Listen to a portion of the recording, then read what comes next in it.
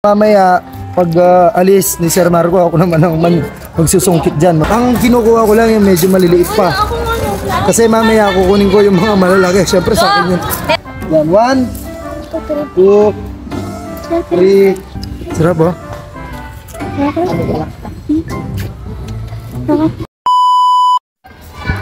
Uy! Ano yan? Ha? Mangga, maliliit pa. Mangga?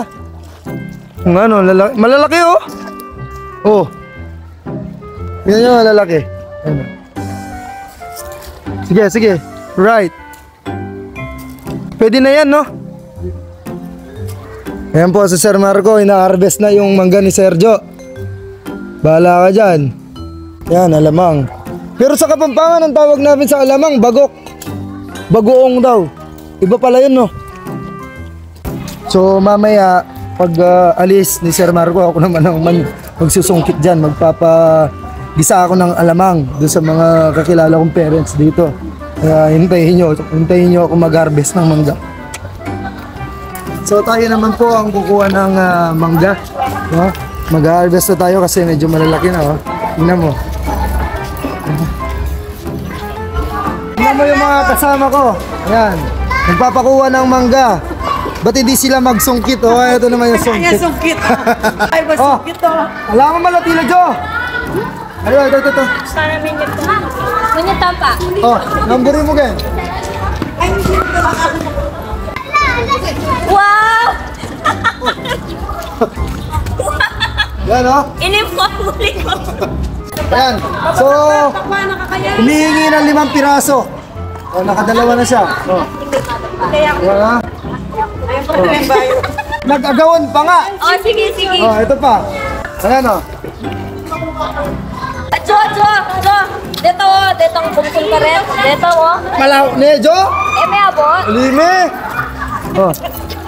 Sabang lain ni Kibandi. Oh. Uy, Ayan. Chanel. Thank you po, ha. Thank you po.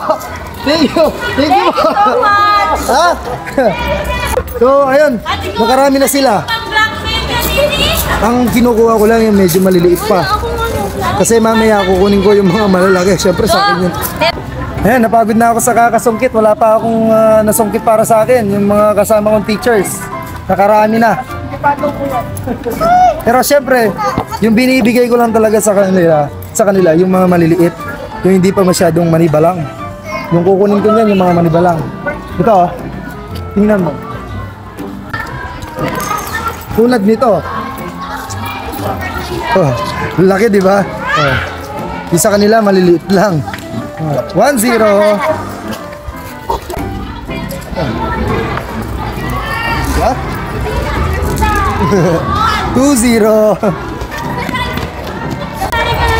So dito maghanap pa tayo dito banda.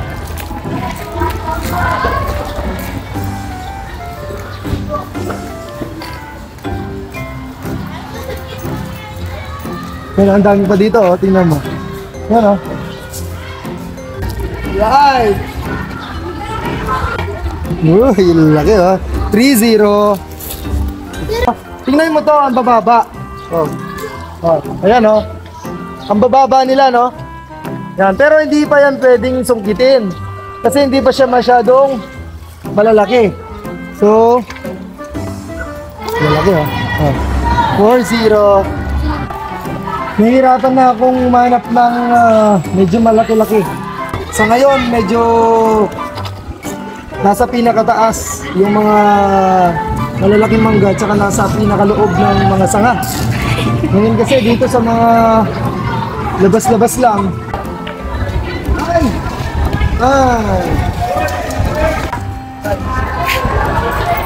Ito yung mahirap kapag nahuhulog, hindi nasasalo.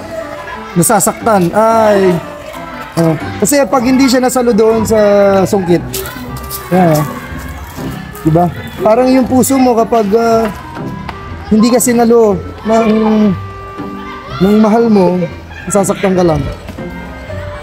Pero tingnan mo naman, oh, manibalang na. So wala na talaga tayong mahanap na medyo malaki-laki tsaka manibalang. Masyado pang maliliit yung mga mangga. Sayang naman kung kukunin na natin. No? Kaya maghihintay muna tayo ng mga siguro 1 o 2 linggo para mag-harvest ulit. So ngayon naka 5, 6. Naka-6 tayong mangga. So, di ba? Yan, 1, 2, 3, 4,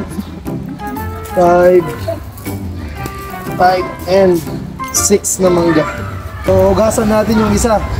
Tapos, tingnan natin kung talagang manibalang na. So, ito, hugasan muna natin yung mangga. Kasi, nabilad ng buong araw. Baka sumagit yung tiyan natin. Tsaka para hindi siya masyadong madagta. Ayan, hindi madagta pag kinagat natin. Wala kasi tayong kutsilyo. Sarap, oh.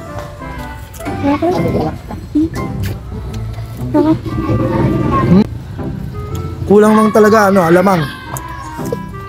Kaya sa bahay, magigisa ako mamaya ng alamang tapos may sili.